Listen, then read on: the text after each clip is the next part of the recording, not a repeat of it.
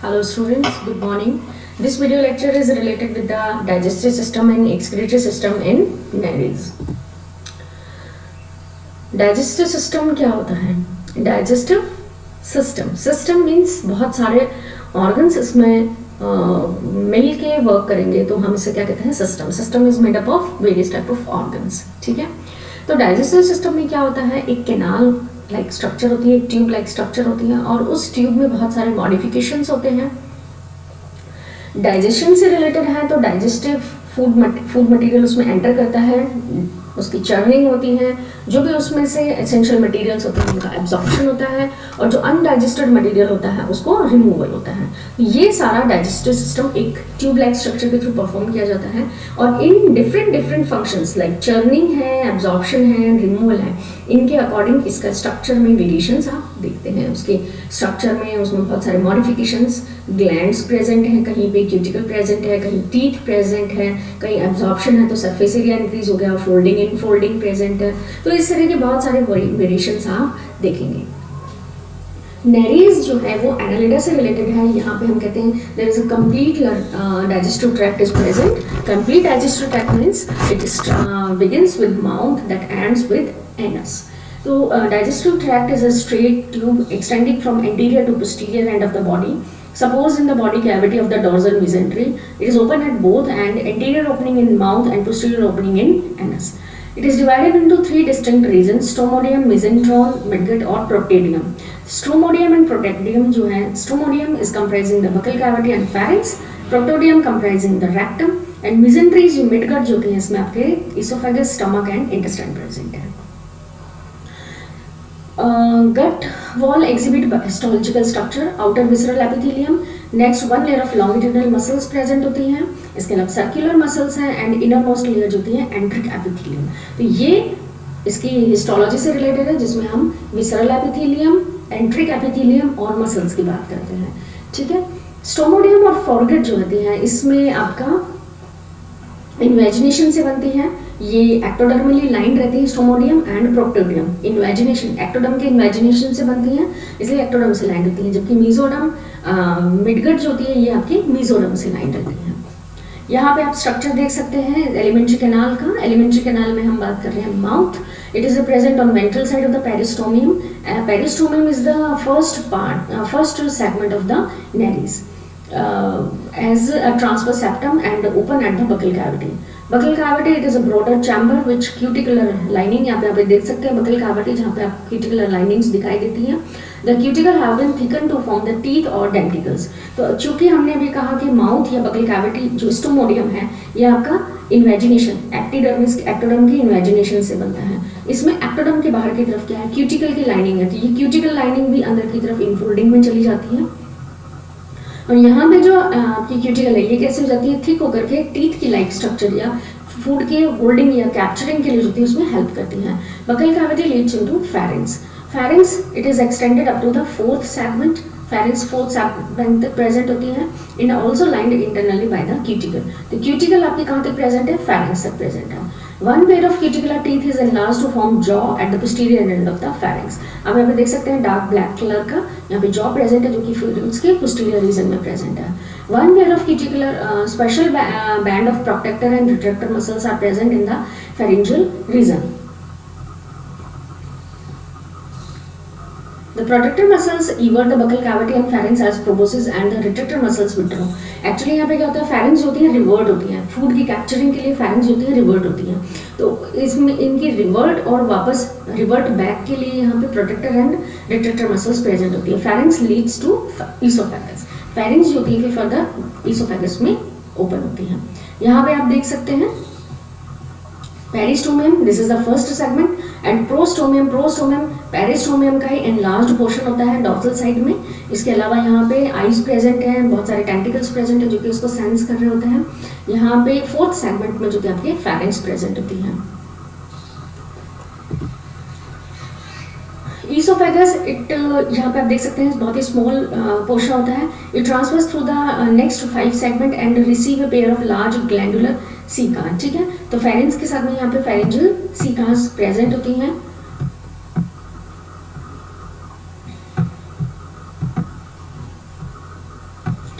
Stomach intestine, A distinct stomach is absent. Pharynx, oesophagus आपको नजर आ रहा है, इसोफेजियल ग्लैंड्स प्रेजेंट होती हैं। स्टमक जो होती है वो यहाँ पे एब्सेंट होता है। इंटेस्टाइन इज मोर और less straight tube which is constructed at each segment. Epithelial lining of the midgut contains scattered gland which secrete digestive enzymes. Rectum is the last part, last segment. Intestine continue as a rectum. It open to the exterior through an aperture called anus. Mechanism of digestion. ये कैसे होते हैं? Carnivores होते हैं, feed on small animals, crustacea, mollusc, sponge, larva and other worms and animals. Feeding mechanism की अगर हम बात करें, generally the prey is captured by the eversion of buccal cavity and protection of the pharynx. Pharynx इसमें बाहर की तरफ निकल जाती है। Protection of pharynx brings about the jaw in front of grasp prey. Everted buccopharyngeal region form a kind of proboscis to introvert. Buccal cavity is everted due to the pressure of coelomic fluid, while protrusion of the pharynx is due to contraction of protective muscles. तो eversion जो है, वापस से eversion जो है वो coelomic fluid के through होता है, लेकिन इसका कॉन्ट्रैक्शन जो है वो प्रोटेक्टर मसल्स के थ्रू होता है। Retraction is affected by the contraction of the retractor muscles. This retraction brings the jaw close and cross one another to hold the prey and to carry into pharynx. Digestion, absorption and egestion. The digested food first of all undergo mastication in the buccopharyngeal region, as it is provided with the numerous denticles meant to mastication the food. Masticated food is pushed onwards inside the gut by rhythmic waves of contraction passing over the wall of alimentary canal from the anterior to the posterior end. Digestion is mainly extracellular and food is digested by the digestive juices secreted by the esophageal glands and the glands lining the epithelial intestinal cells. तो extra cellular, इसमें oesophageal जो glands होती हैं उसमें digestive juices present होते हैं और ये डाइजेशन के लिए हेल्प करते हैं। एब्जॉर्प्शन जो होता है स्टमक इंटेस्टाइन के थ्रू होता है। यहाँ की लाइनिंग जो होती है बहुत एब्जॉर्प्टिव हो जाती है, सरफेस एरिया इंक्रीज्ड रहता है। And undigested part of the food passes on to the rectum from where it is digested through the terminal anus situated on the posterior end of the anal segment। और undigested food material जो है वो body से बाहर निकाल दिया जाता है। एक्सक्रीटरी सिस्टम का हम पहले डायग्राम देखते हैं। इस तरह से यहाँ पे एक्सक्रीटरी सिस्टम प्रेजेंट रहता है। इसकी पोजीशन देखते हैं। Excretion is brought up by the nephridia, one pair of which is found each segment accept first few interior and first few posterior. ये हमें पता है, हमने जब पैरापोडियल लोकोमोशन का वीडियो एक बनाया है उसमें ये क्लियरली हमने देखा है कि नेफ्रीडियोपोर्स की पोजीशन कहाँ होती है। पैरापोडियल जो स्ट्रक्चर्स प्रेजेंट होती हैं, that is the characteristic feature of trunk segment. इसके दोनों लेटरल साइड में पैरापोडियल्स प्रेजेंट रहते हैं। एंड पैरापोडिया में जो नोटोपोडियल रीजन होता है नीचे वाला, उसकी डॉर्सल सिरस पे वेंट्रल सिरस पे नेफ्रीडियोपोर्स प्रेजेंट होते हैं। तो ये few interior except few posterior, all the trunk segments contain nephridiopores. Nephridial tubes passes through the system into the anterior segment where it opened by the ciliated funnel or nephrostome. Posteriorly the tube open into the contractile nephridiopores.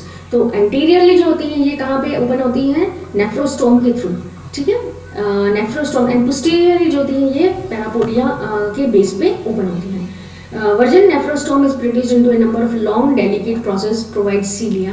A nephridium possessing with such a ciliated nephrostome is called metanephridium. अगर ciliated है तो हम इसको क्या कहते हैं?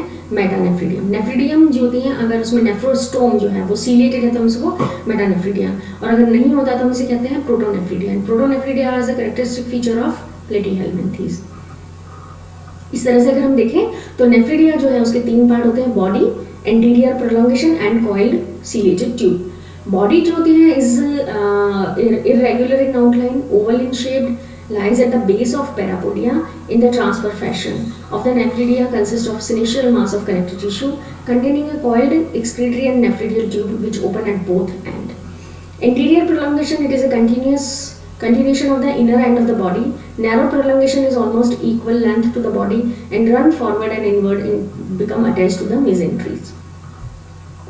इसके अलावा इसमें coiled tubule present होती है। The coiled ciliated tube is housed in the body cavity and is anterior prolongation of the nephridium. यहाँ पे आप इसका स्ट्रक्चर देख सकते हैं। सिनिशियल कनेक्टिव टिश्यू से ये मिलके बनी हुई होती है।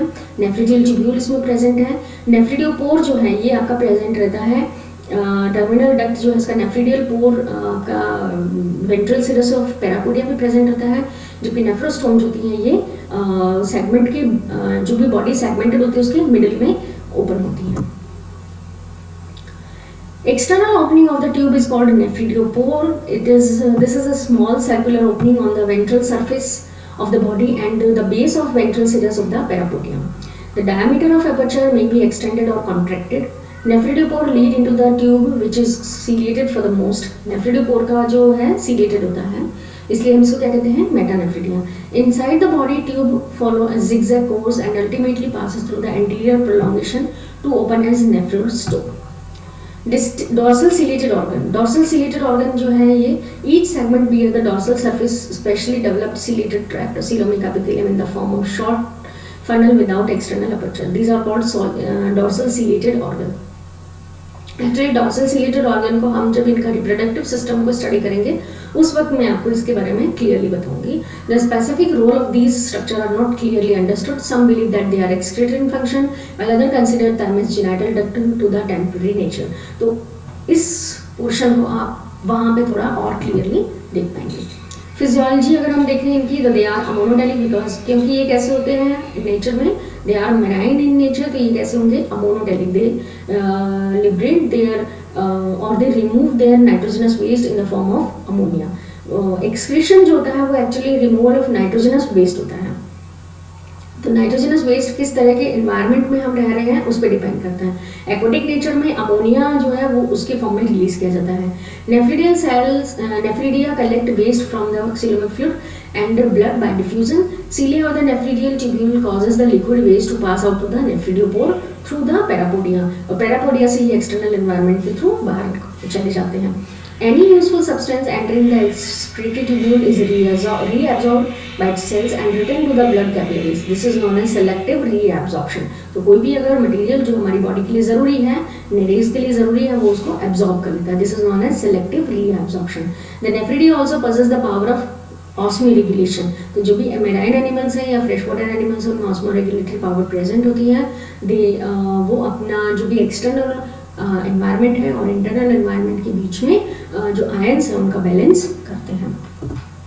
So this is about the digestive system and excretory system of Nereis. Thank you.